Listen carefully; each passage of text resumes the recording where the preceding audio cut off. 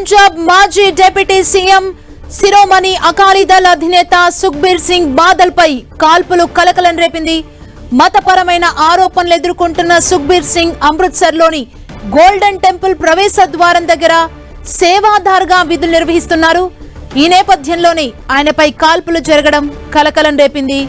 దాల్ ఖల్సాకు చెందిన నారాయణ్ సింగ్ చోర్హా అనే వ్యక్తి సుఖ్బీర్ సింగ్ పై కాల్పులు జరపగా స్థానికులు అడ్డుకొని పోలీసులకు అప్పగించారు. అయితే ఈ ఘటనలో సుఖ్బీర్ సింగ్ కి ఎలాంటి ప్రమాదం జరగకపోవడంతో అందరూ ఊపిరి పీల్చుకున్నారు. మరింత సమాచారం ఈ కాల్పులకు సంబంధించి మా ప్రతినిధి గోపి అందిస్తారు. గోపి, పంజాబ్ మాజీ డిప్యూటీ సీఎం అలాగే శిరోమణి అకాలీదళ్ అధినేత సుఖ్బీర్ సింగ్ బాదల్ పై అమృత్సర్ స్వర్ణ దేవాలయంలో కాల్పులు చోటు చేసుకున్నాయి. అయితే ఈ కాల్పుల నుంచి ఆయన సురక్షితంగా బయటపడ్డారు. ఇటు సిక్కు మత గురువు ఇచ్చిన మతపరమైన శిక్ష మేరకు అమృత్సర్ స్వర్ణ దేవాలయంలో సేవా కార్యక్రమాల్లో సుఖ్బీర్ సింగ్ బాదల్ 2 రోజులుగా పాల్గొంటున్నారు.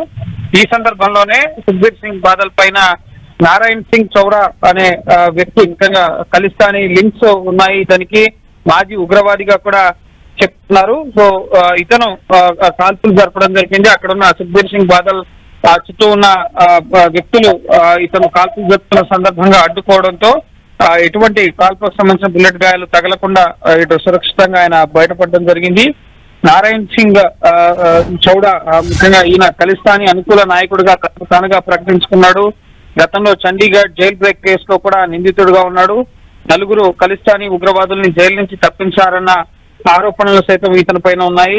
ఇతనిపై గతంలో అనేక యూఏపీఏ చట్ట వ్యతిరేక కార్యకలాపాల నివారణ చట్టం కింద కూడా జైల్లో గడిపిన నారాయణ్ సింగ్ చౌడా ముఖ్యంగా ఎందుకు సుఖ్బీర్ సింగ్ బాదల్ పై కాల్పులు జరిపారు, దీనిపైన ఖలిస్తానీ లింక్స్ ఏమన్నా ఉన్నాయా అన్న కోణంలో కూడా ప్రస్తుతం పోలీసులు ఇన్వెస్టిగేట్ చేస్తున్నారు. కాల్పులు జరిపిన తర్వాత అక్కడ ఉన్న స్థానికులు ఇతను అడ్డుకోవడంతో వెంటనే పోలీసులు ముఖ్యంగా అమృత్సర్ స్వర్ణ దేవాలయంలో కట్టుదిట్టమైన భద్రత ఉంటుంది. అటువంటి భద్రతా వ్యవస్థను ఛేదించుకుని ప్రధాన ఆలయం ద్వారం వద్ద ముఖ్యంగా ద్వార సేవకుడిగా సేవలు అందిస్తున్న సుఖ్బీర్ సింగ్ బాదల్ పైన ఆయన కాల్పులు జరపడం జరిగింది. సో ఏ విధంగా ఆలయంలోకి ఆయుధాలు వచ్చాయి, అలాగే ఇతని వెనక ఎవరు ఉన్నారు అన్న కోణంలో కూడా ప్రస్తుతం పంజాబ్ పోలీసులు ఇటు దర్యాప్తు చేస్తుంది. రాజకీయంగా కూడా ఆమ్ ఆద్మీ పార్టీ ప్రభుత్వం పైన ఇటు సుఖ్బీర్ సింగ్ పై కాల్పుల ఘటనతో ఆమ్ ఆద్మీ పార్టీ ప్రభుత్వం కూడా ప్రస్తుతం అక్కడ విమర్శలు ఎదుర్కొంటున్న పరిస్థితి ఉంది.